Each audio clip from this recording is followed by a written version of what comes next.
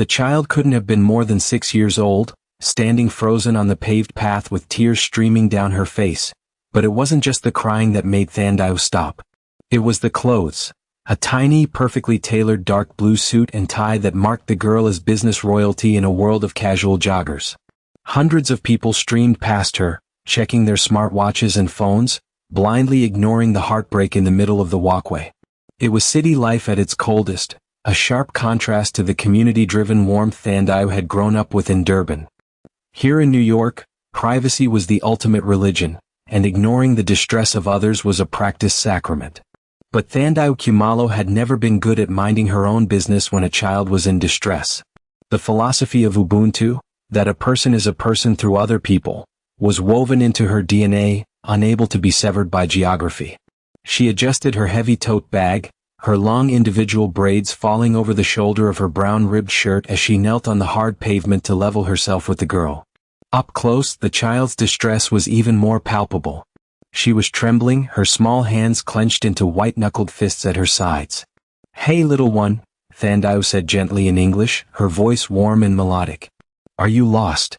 The girl flinched violently, her eyes dark and terrified, shaking her head rapidly. Thandiwe tried again, softer this time, but the barrier remained. The child looked as if she expected to be struck. Then, Thandiwe spotted the handkerchief the child was clutching, a square of fine silk embroidered with distinct Hangul characters. Thandiwe took a sharp breath. The shapes of the letters triggered a flood of memories. Humid summers in Busan, the smell of spicy tteokbokki on the street corners, and the 3 years she had spent teaching English in South Korea. She instinctively switched to the tongue she hadn't spoken since she left Seoul. "Wenchene, ulji ma," she whispered, her pronunciation dusty but accurate. "It's okay, don't cry." The change was instant. The girl gasped, her small shoulders dropping as the tension bled out of her frame. She gripped Thandiwe's hands like a lifeline, pouring out a stream of rapid, breathless Korean. She spoke of the men walking too fast, of the noise of the park, of wanting her uncle. Thandiwe listened intently, nodding and making soothing sounds, completely absorbed in the child's relief. She was so focused on soothing the girl that she didn't notice the sudden hush that had fallen over the immediate area. The joggers had stopped. The tourists had parted like the Red Sea. Thandiwe only realized they weren't alone when a long shadow fell over them, blocking out the afternoon sun and chilling the air around them. She looked up, squinting against the light, and her heart hammered against her ribs. Standing above them was a man who looked like he had been carved out of granite. He wore a dark charcoal suit that cost more than Thandiwe's entire wardrobe, the white shirt unbuttoned at the neck to reveal a glimpse of a dark, tribal-style tattoo climbing up the left side of his throat. His black hair was styled with severe precision, and his hands, resting loosely by his sides, were covered in ink that disappeared under his cuffs. Behind him, 3 other men in dark suits stood like statues, their eyes scanning the park with professional paranoia. But the leader wasn't looking at the crowd.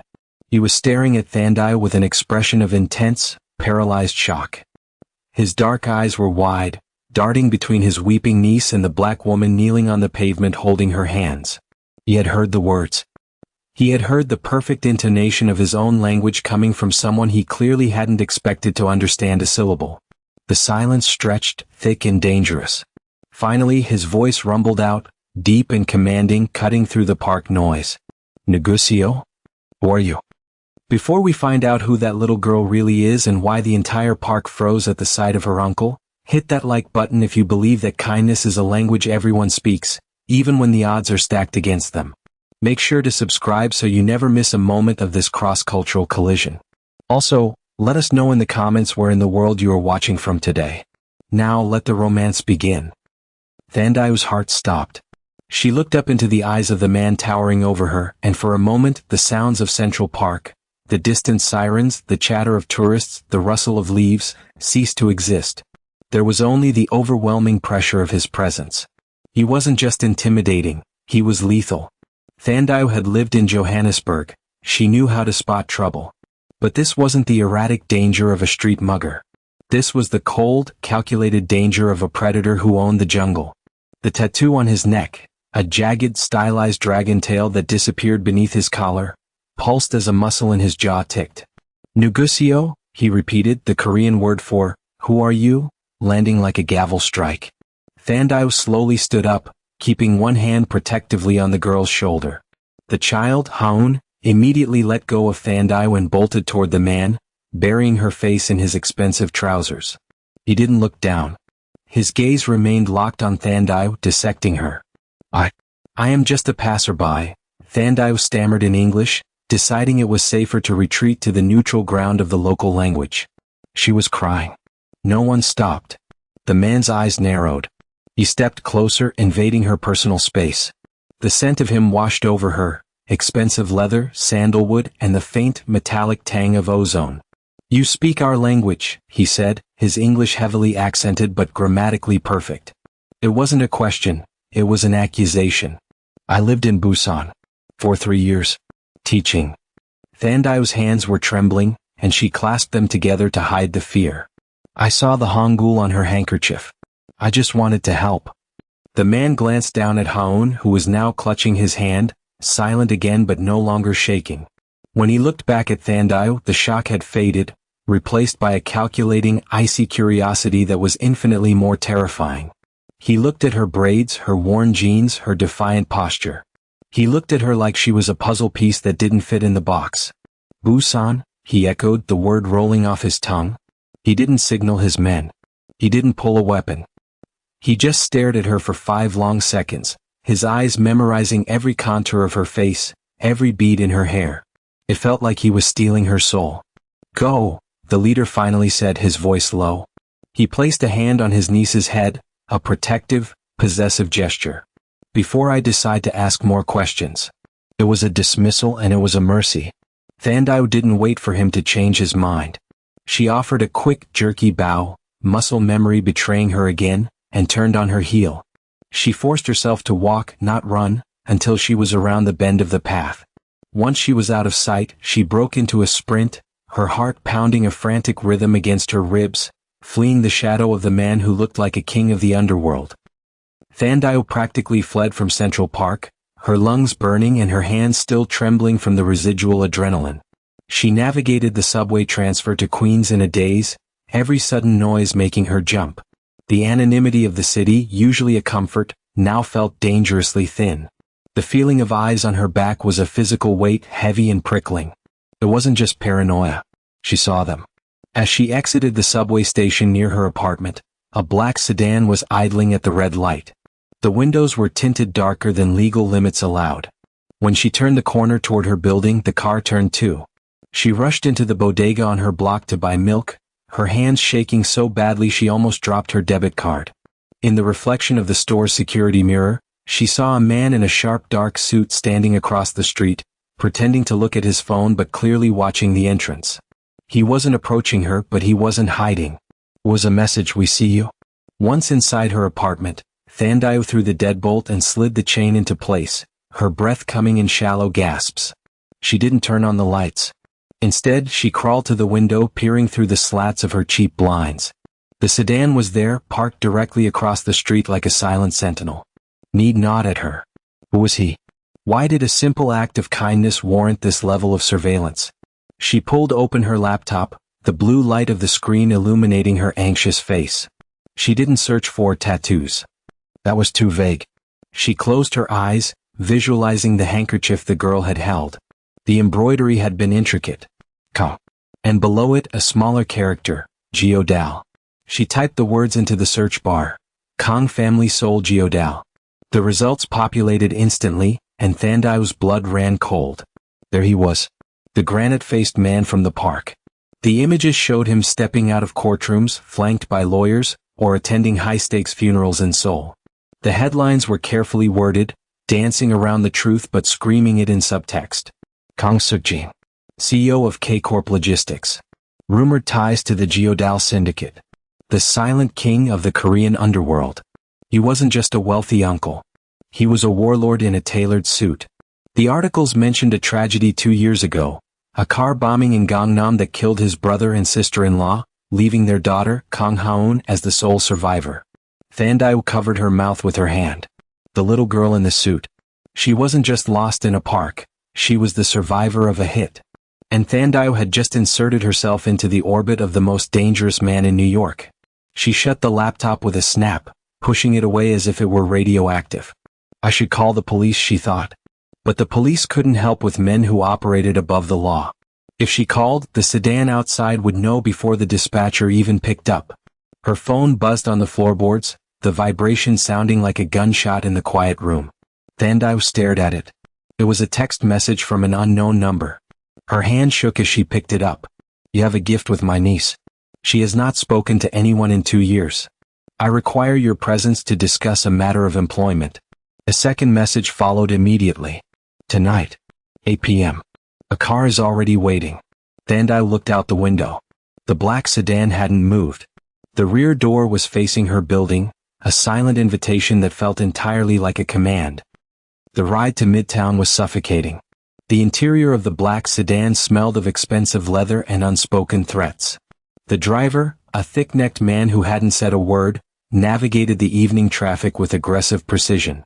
When the car finally stopped, it wasn't at a warehouse or a back-alley den, but at the base of a glass monolith that pierced the Manhattan skyline, the headquarters of K-Corp. Thandiwe was escorted through a private entrance, bypassing the security checkpoints in the lobby where regular employees swiped badges. She was led into a dedicated elevator that shot upward so fast her ears popped. When the doors slid open, she stepped into an office that felt less like a workspace and more like a throne room. The walls were glass, the floor was polished concrete, and the air was chilled to a temperature that raised goosebumps on her arms.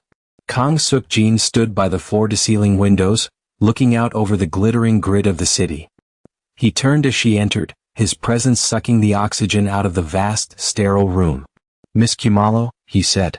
His English was precise, clipped, and devoid of warmth. He gestured to a low, modern chair. Please. Sit. Thandiwe remained standing for a moment, gripping the strap of her bag. How did you find my number? How do you know my name?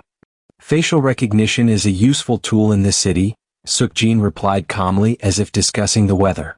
And my security team is thorough. Please. Sit. It wasn't a request. Thandiwe sat on the edge of the sofa, keeping her back rigid. I know who you are, Mr. Kang. And I know I shouldn't be here. And yet you are. He moved to his desk, picking up a silver frame.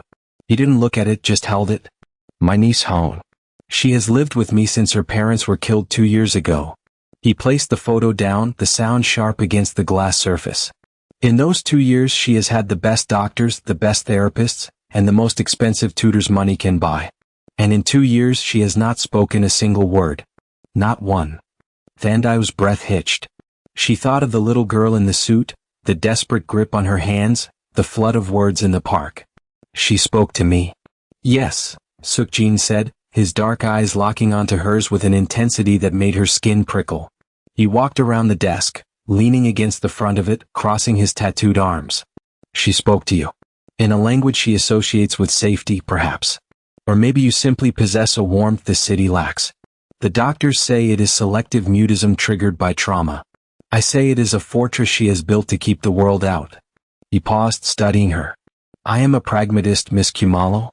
I do not question miracles, I acquire them. I want you to move into the penthouse. You will be Haon's companion. You will speak Korean with her, ensure she eats, and help her find her voice again. I can't, Thandiwe stammered. I have a life. I have a job teaching ESL at a community center. I can't just move in with. She trailed off, unable to say a mob boss to his face. I will pay you $20,000 a month. The number hung in the air, heavy and absurd. Thandiwe blinked, her mouth going dry. 20,000. That was more than she made in 6 months. It was enough to send money back home to her mother in Durban for the surgery she needed. It was enough to pay off her student loans entirely. It was enough to stop counting pennies at the grocery store. It is a live-in position, Suk-jin continued, his voice lowering, turning smoother, sensing her hesitation. Full security. All expenses paid. You will be safe, I assure you. But Haon, she asked for you this morning. It was the first thing she has asked for since the funeral. She asked for the lady with the rope hair. Thandiwe looked at the man, terrifying, dangerous, and clearly lethal, and then she thought of the little girl trapped in a silent world of grief. The fear was still there, cold in her stomach, but the money offered freedom, and the child offered a purpose she hadn't felt in years. I need to know I can leave, she whispered. If I feel unsafe, if I decide this isn't for me, I need to know I am not a prisoner. Sukjin nodded slowly. You have my word. You are an employee, not a hostage. But once you see how much she needs you, I doubt you will want to leave. 2 days later, the elevator doors slid open to reveal a space that felt less like a home and more like a mausoleum of glass and steel. Sukjin's penthouse occupied the top 3 floors of the building. It was a masterpiece of modern architecture, floor-to-ceiling windows offering a god's eye view of Manhattan, polished marble floors that reflected the cold recessed lighting, and furniture that looked too expensive to sit on. It was silent. Not the peaceful silence of a library, but the heavy, pressurized silence of a deep ocean trench. It terrified Thandiwe more than the armed guards at the lobby entrance. Your quarters are this way, a stiff-backed housekeeper, Mrs. Park, announced. She was an older Korean woman with a face set in a permanent scowl. She looked at Thandiwe's worn suitcase and colorful patterned tote bag with barely concealed disdain. To Mrs. Park, Thandiwe was an intruder, a foreigner disrupting the precise order of the household. Dinner is served at 6, Mrs. Park said sharply as she showed Thandiwe a bedroom that was larger than her entire previous apartment. Miss Haun eats in the nursery with the nanny. You will eat in the kitchen. Thandiwe stopped in the middle of the hallway. She set her bag down. No. Mrs. Park blinked, her professional mask slipping. Excuse me? Haun is lonely, not contagious, Thandiwe said, her voice firm despite the racing of her heart. In my home we say umuntu numuntu mngabantu. A person is a person through other people. We do not let children eat in isolation. Especially not children who are grieving. She eats with me at the table. Mr. Kong requires order, Mrs. Park began. Mr. Kong hired me to fix a problem you haven't been able to solve, Thandiwe countered, channeling every ounce of teacher authority she possessed. I will handle dinner. Before the housekeeper could protest further, a small movement caught Thandiwe's eye. Haun appeared at the top of the floating staircase. She was still wearing formal clothes, a miniature stiff blouse and skirt that looked uncomfortable and severe. Thandiwe didn't wait for permission. She smiled, waving the girl down. Vegopa. Thandiwe called out warmly. Are you hungry? Haun scrambled down the stairs, bypassing the stunned staff, and tucked her small hand into Thandiwe's palm. The contact was immediate and desperate. Dinner was a quiet rebellion. Thandiwe ignored the array of silverware and crystal goblets, instead engaging Haun in a low, steady stream of Korean. She made silly faces when the food was too fancy, crossing her eyes at the caviar, eliciting a tiny, muffled giggle from the girl, a sound that cracked the room's icy atmosphere like a gunshot. From the shadows of the upper mezzanine, Sukjin watched. He stood with a glass of whiskey in his hand, observing the scene below. He was used to fear. He was used to people shrinking in his presence, to staff who moved like ghosts to avoid his attention. He was used to Haun sitting in silence, staring at her plate like a prisoner serving a sentence.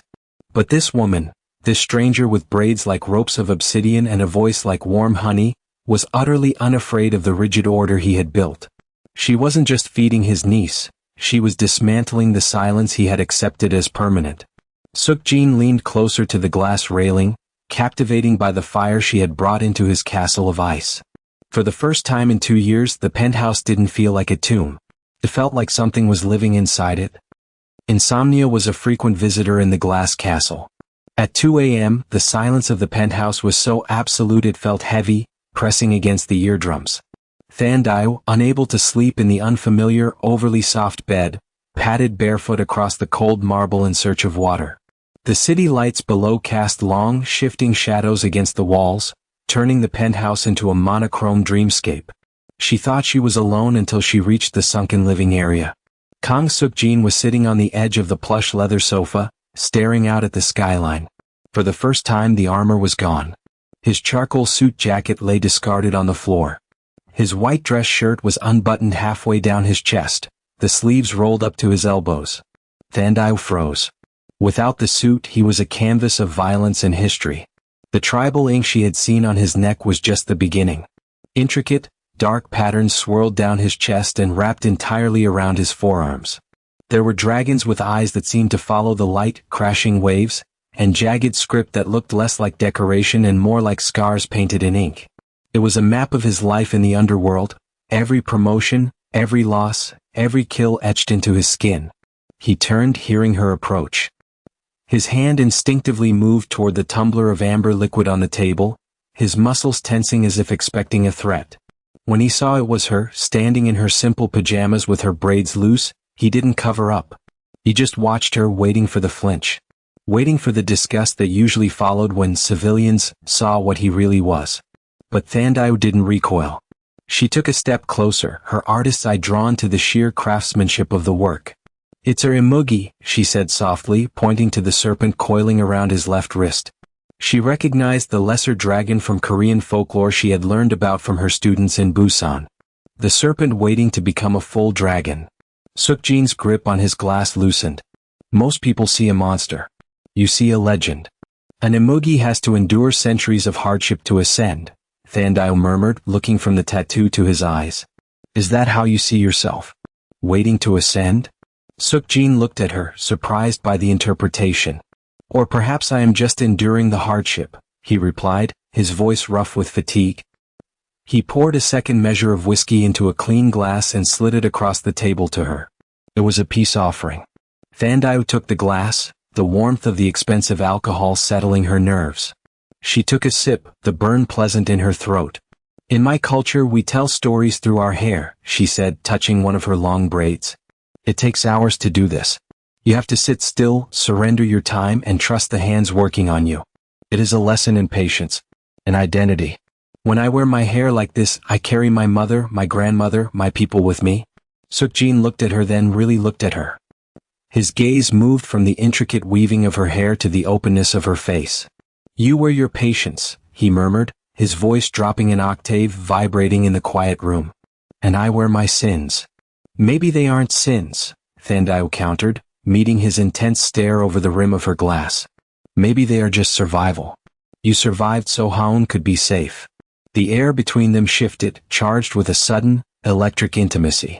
The cultural divide, the gap between the African teacher and the Korean mobster, seemed to vanish in the dim light. Sukjin leaned forward, the distance between them shrinking. For a moment, the dangerous crime lord was gone, replaced by a man fascinated by a woman who refused to be terrified of him. "You are a dangerous woman, Thandiwe," he whispered, his eyes dark and unreadable. "You make me want to tell you things I have sworn to take to the grave." "Then tell me," she whispered back. But he didn't. He finished his drink in one swallow, the wall slamming back up behind his eyes. But as he walked away into the darkness of the hallway, he didn't button his shirt. 3 weeks into her stay, Thandiwe made a decision. Haun was speaking more, mostly to Thandiwe, sometimes whispering to her uncle, but she was still a prisoner of the penthouse. She needed air. She needed chaos. "We are going out," Thandiwe announced to the security detail in the lobby. "Mr. Kang forbids unauthorized excursions," the head guard stated in English, blocking her path. Thandiwe switched to flawless, authoritative Korean, the kind used by mothers and school principals. "Listen to me. We are going to the aquarium. It is indoors, it is secure, and it is necessary for the child's mental health. You will drive us, or I will call Mr. Kang and tell him you are obstructing his niece's recovery." The guard blinked, stunned by the fluency in the tone. He nodded, gesturing for the car. The trip to the aquarium was tense, with guards flanking them, but Haun's eyes were wide with wonder. For 2 hours they watched jellyfish drift and sharks circle. Haun pressed her hands against the glass, mesmerizing. But the trouble started when they went to the basement level to see the touch tank. The thick concrete walls of the underground exhibit cut the cellular signal completely. For 40 minutes, the GPS trackers in Haun's shoes and Thandiwe's phone went silent. When they emerged from the exhibit, the guards were in a panic. They rushed them back to the car, tires screeching as they sped back to the penthouse. The elevator doors slid open and Sukjin was waiting. He was a dark hurricane of fury in the center of the pristine foyer. His jacket was off, his tie thrown on the floor, his sleeves rolled up as if he were ready for a fight. "Where were you?" Sukjin's voice was a low growl that vibrated through the floorboards. "The signal died. For 40 minutes you were ghosts. Do you have any idea?" "We were at the touch tank," Thandiwe interrupted, stepping out of the elevator. She wasn't holding the hand of a miniature executive anymore.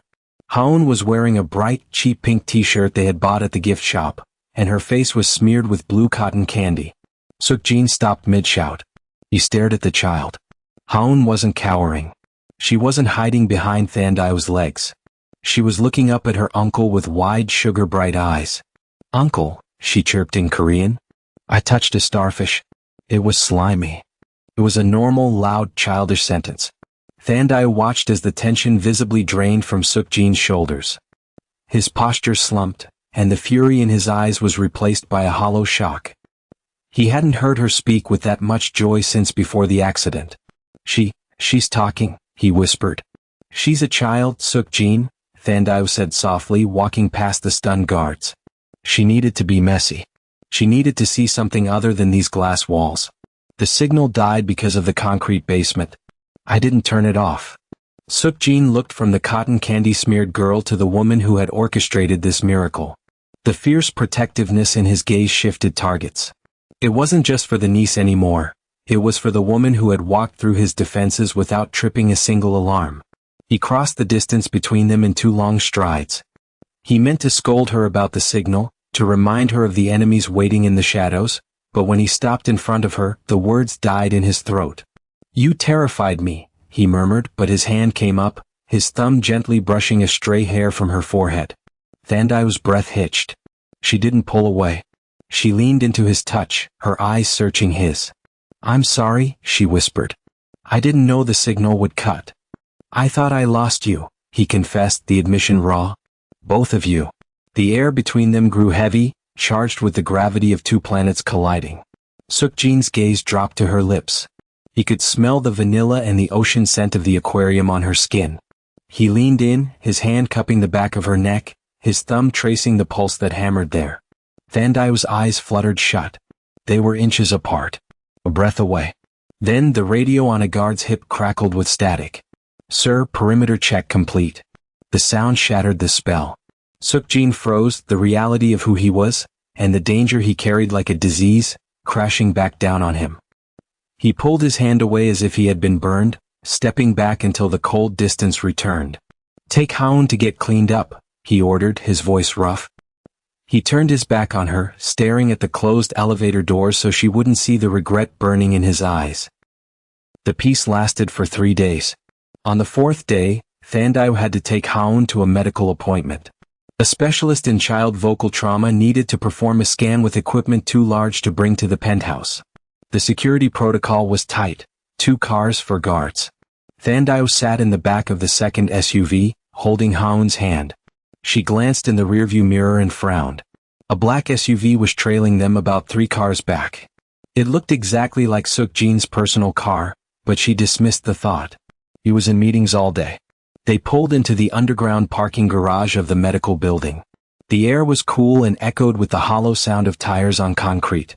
Thandiwe hummed a soft tune to bridge the silence, trying to keep Haun calm. The squeal of tires shattered the calm. A gray van surged from behind a concrete pillar, cutting off the lead security car. The driver of Thandiwe's car slammed on the brakes, intending to reverse, but a second sedan screeched out from a side ramp, blocking them from behind. They were boxed in. "Get down," the driver screamed, reaching for his weapon. But before he could draw, the side window shattered. A jagged metal pipe smashed through the glass, spraying shards over the back seat. Thandiwe screamed, throwing her body over Haun. The doors were ripped open. 4 men, their faces covered with masks, dragged the driver out and beat him to the ground. Another man grabbed Thandiwe's arm. "The foreigner," he spat in rough Korean. "Grab her. The boss wants to see what the Silent King loves so much." "Run, Haun," Thandiwe screamed, kicking at the man. She shoved Haun deep into the footwell. "Sumio." "Hide." As the man lunged, Thandiwe didn't retreat. She swung her heavy tote bag with all her strength, the metal buckle catching the attacker in the temple. He staggered back, cursing, but another man grabbed her braid, yanking her head back so hard she saw stars. She was the bait. They weren't looking for the child. They were looking for Sukjin's weakness. And she was it. Then the world exploded. The black SUV Thandiwe had seen in the mirror, the one trailing them, roared into the garage. It didn't stop. It slammed into the gray van with a deafening crunch of metal, throwing the attackers off balance. The driver's door flew open and Kang Sukjin emerged. He didn't look like a businessman. He looked like a demon rising from hell. He had been following them. He always followed them. There was no hesitation, no negotiation. Sukjin moved with a terrifying, fluid violence. He caught the arm of the man holding Thandiwe, twisting it until the bones snapped with a wet crack that echoed through the garage. The man screamed, dropping to the floor, but Sukjin didn't stop. He was a blur of charcoal suit and lethal precision.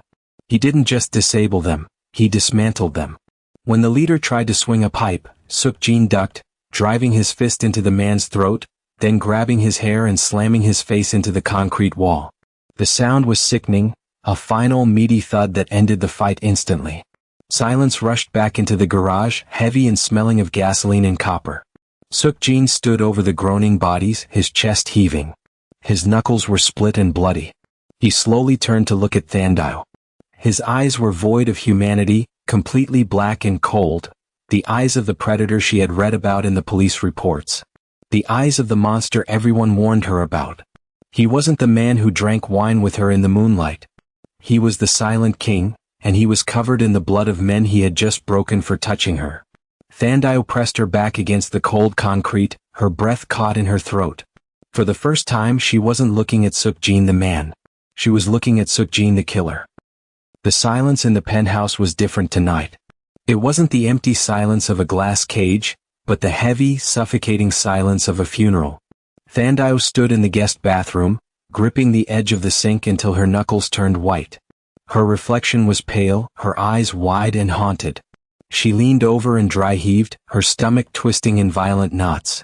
The sound of the man's bones snapping replayed in her mind on a loop. The spray of blood. The way Sukjin's face had gone completely blank as he slammed a human being into a wall. She splashed cold water on her face, shivering uncontrollably. Every instinct she had screamed at her to pack her bag and run. This wasn't romance. This was a war zone. But then she thought of Haun, sleeping in the next room only because her uncle had been there to save them. She thought of Sukjin standing in the kitchen right now, bleeding, waiting for her to leave him just like everyone else had. She took a deep, shuddering breath, dried her face and picked up the first aid kit. Sukjin stood by the kitchen island, staring at his hands. The knuckles were raw, split open and crusted with dried blood that wasn't entirely his own. He hadn't turned on the lights.